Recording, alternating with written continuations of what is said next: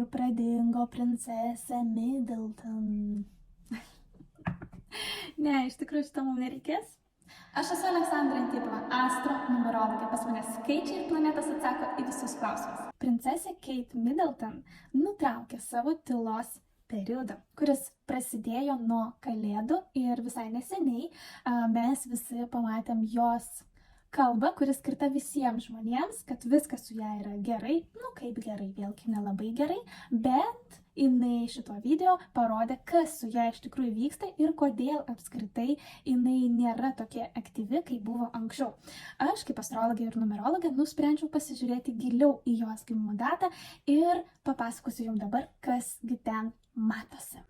Šiam procesui realiai man užtenka tik tai jos gimimo datos ir kol aš kalbėsiu apie ją, jūs nepamirškit paspausti like, pasidalinti su draugais ir apskritai subscribe. 42 metų Kate Middleton savo pokalbėje žmonėms prašė, kad jie netrukdytų jos ramybei ir jinai ramiai galėtų išgyventi viską, kas dabar atsitiko jos gyvenime, o tai yra būtent kalbama apie liga, su kuria jinai dabar kovoja.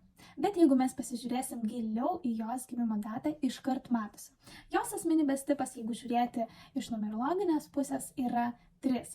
Žmonės su asmenybės tipu 3 turi 2 gyvenimo scenarius. Pirmas scenarius – sėkmingai ištekėti ir ramiai savo gyventi, visiškai nerealizuodami savęs, nes tokia jų ir yra realizacija – gyventi savo turtingą gyvenimą.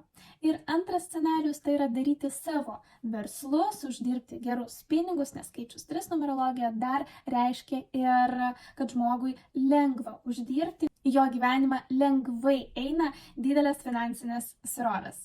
Ateina idėjos, mintis, kaip galima uždirbti būtent tuos pinigų sumas, kurias jiems yra reikalingi. Būtent pas tokius žmonės gyvenimo cikliškumas yra lygus 3 metams. Tai reiškia, kad 3 metai jų gyvenimas turi labai stipriai pasikeisti arba jie turi tiesiog gimdyti vaikus. Ir jeigu mes žiūrime į Kate gyvenimą, taip ir atsitiko. Sėkmingai ištekėjo už turtingo vyro ir gimdė vaikus. Na, o dabar, kai gimdymo jinai jau užsiimti nebenori, atsirado sveikatos problemos, kurios vėlgi jai parodo, kad laikas atėjo keisti savo gyvenimą kardinaliai. Taip pat, jeigu žiūrėti į jos gimimo datą būtent likimo trikampio metodu, o numerologija yra apie 300 skirtingų metodų, kaip traktuoti ir apskaičiuoti žmogaus gimimo datą, tai aš savo darbuose naudoju kokias 4 mažiausiai visada, bet jums tai nieko nesako, o jeigu norit, kad sakytų, pas mane yra mokymai numerologijos online, pasiekime kiekvienam. 2023 metais gruodį išėjo labai skandalinga knyga, kurioje visas pasaulis perskaitė, koks sunkus yra karališkos šeimos gyvenimas, kiek reikia ištverti tai pačiai princesiai, vyro neištikimybę ir visus kitus dalykus. Ir žiūrint giliau į jos gimimo datą, taip pat matosi, kad ji gana sunkiai reaguoja į kritiką, viduje yra labai jautri asmenybė, todėl vienas dalykas, kad vyras buvo neištikimas, o antras dalykas, apie tai sužinojo visas pasaulis. O gyventi šiek tiek savo iliuzijose jai yra priimtina. Viena iš jos pašaukimų ir misijų per gyvenimą - išmokti matyti dalykus, žmonės tokiais, kokie jie yra iš tikrųjų. Tai padeda būti čia ir dabar ir greitai reaguoti į tai, kas vyksta su kūnu ir emocijomis. Šitą dalyką tikriausiai jinai nepadarė, nes neatėjo pas numerologą Aleksandrą ir dėl to jos sveikatos problemos pasidarė dar stipresnės. Nes jeigu laiku viskas būtų padaryta, jinai aiškiai matytų savo gyvenimą, nepamirštų apie pokyčius, nepamirštų apie savo realizaciją, kad jinai viską gali pasiekti ir pati, tam jai nereikia turtingo vyro. Tai aišku, tokios pasiekmės, kaip tokios ligos, vėžys, jinai tikrai šiuo metu neturėtų. Bet gilinamės toliau. Taip pat iš jos gimimo datos matosi, kad jinai tikrai myli gamtą, gyvūnus, nori rūpintis kitais iš visos širdies. Dar jai būtina ilsėtis nuo žmonių. Ką tai reiškia? Tai reiškia, kad visam gyvenimui jinai turi tokį meilės romaną su savimi, aš pasakyčiau. Paprastai žodžiais kalbant, tai reiškia, kad kars nuo karto jai reikia pabūti pačiai su savim, geriausia gamtos apsupti, be žmonių, be vaikų, be vyrų ir kitų nuomonių. Tada jai atsidaro būtent jos išminties kanalas 100% ir jinai gali priiminėti labai svarbius sprendimus taip, kad būtų naudinga būtent jos ateičiai.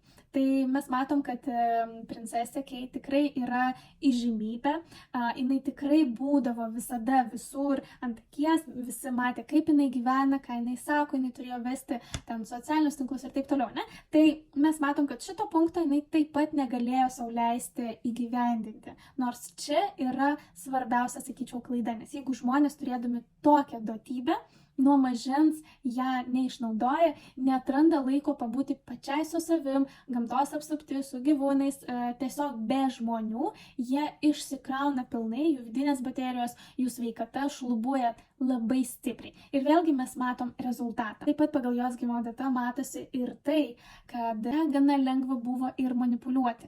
Taigi, norėdama būti visiems gera, bijodama rodyti savo nuomonės, taip kaip jinai mąsto iš tikrųjų, viskas perėjo į nepasitikėjimą savimi ir vėlgi mes matom, kad tai pereina į sveikatos problemą. Na, aš matau per skaičius, o jūs tiesiog patikėkit manimi. O jeigu žiūrėti jos ateities viziją, tai vėlgi matosi, kad kiekvieną dieną jinai turi rūpintis iš pradžių savimi, drąsiai reikšti savo nuomonę, ilsėtis laikų tuo pačiu ir tada ateityje jos gyvenime bus pastovus pokyčiai, bet tik į gerą pusę.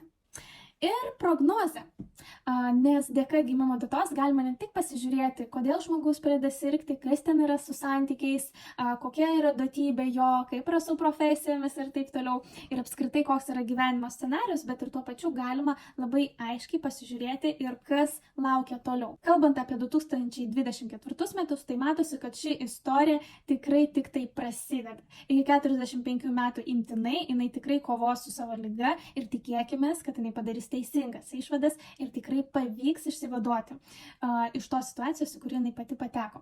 Bet šitie metai, būtent 2024, jai yra labai didelių pokyčių, labai didelių transformacijų laikotarpis. Ir jeigu jinai savo gyvenimą įneš dėkingumo praktiką, su dėkingumu paleis tai, už ką jinai taip stipriai laikosi, tai nuo kitų metų, 25, tikrai matosi naujas gyvenimo etapas. Ir tas naujas gyvenimas etapas atneš naujienų ir naujovių tikrai jos gyvenime ir mes apie tai, aš manau, kad tikrai sužinosim. Sakyčiau, tiek daug kritikos į jos pusę pasakiau, bet pasakysiu vieną ir gerą dalyką.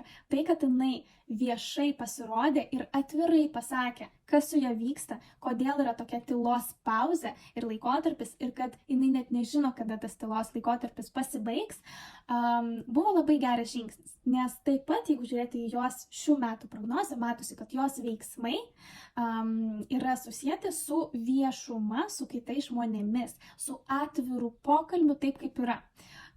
Ir būtent šitie veiksmai padės jai atrasti savo kelią į savo nuostabią gyvenimą, tą, kurį jinai nusipelnė iš tikrųjų.